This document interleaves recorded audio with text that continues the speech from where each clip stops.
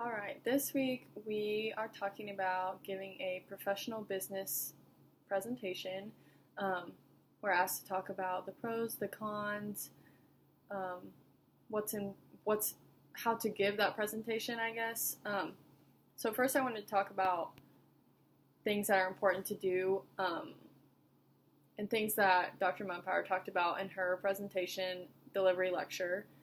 And that's articulating no fluff words, like I am sure I will say, like and like. And I think articulating is really important because I know sometimes I've been in lectures where I don't know what the teacher's saying, and so it's really hard to stay interested when they mumble or they don't pronounce words correctly. And another is to look professional, like she said in the instructions, to dress nice and stand up. I think all of those are good signs. I know in high school they gave us leeway and we were allowed to sit down during speech class, which I think took away from it, especially if you can't see the speaker because you're in the back. But the pros of it would be set a good impression right off the bat. If you look professional, someone walks in to your room where you're presenting and you appear to be professional, you're well dressed, your clothes are tailored, they're not baggy, they're not super tight and distracting. That's just setting you off on the right foot. And then it validates your knowledge and your experiences, regardless of what you're talking about. If you sound professional and you look professional and you're engaging the audience and you're willing to connect on that personal basis, all while appearing and sounding professional.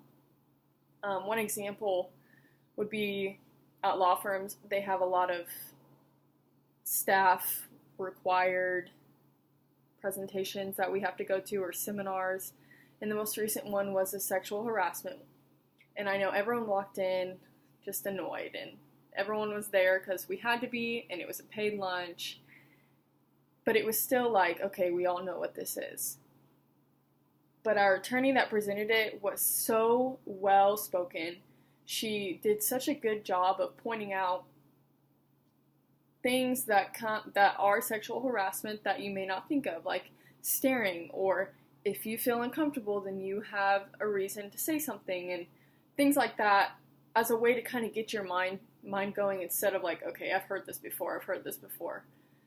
And she engaged in the crowd. She walked up and down the aisles. She wanted to talk to everyone during the break. She wanted to remain open to questions at all times. I know there were a couple times someone would interrupt and she would say, awesome, what's your question? Don't hesitate. And she just made you feel comfortable. It was like you were sitting in the living room with your friend. Even though she looked professional, she sounded professional.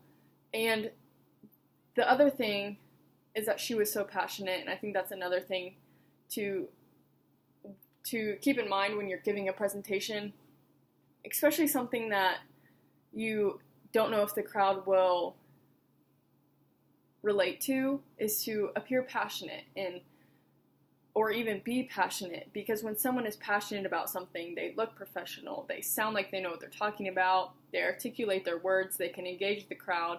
All of those things just set you up for success.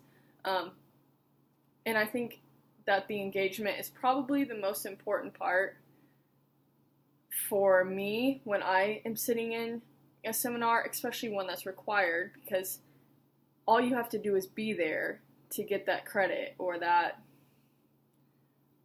credit from your bosses, is just be there. But when you can actually take something away from such a otherwise bland subject and an hour-long presentation, especially when you are distracted by food or whatever you're distracted by, if they have open windows in the room, if that person can say something that resonates with me long enough for me to get out of the room and sleep through the night, and the next day I'm still thinking about it, that's when I know that they did something right. And that was probably engaging the crowd, finding common interest, reading their audience, and seeing what they react to and what to build on. We did have a few men in that seminar about sexual harassment, so I knew that she made a point to say men can be harassed too. And she kind of saw, how's the crowd going to react to that? And everyone was just like, yeah, they can. And so she kind of, you could tell that she would kind of pause, read the crowd, how do they feel about what I said? Should I elaborate? And then keep going.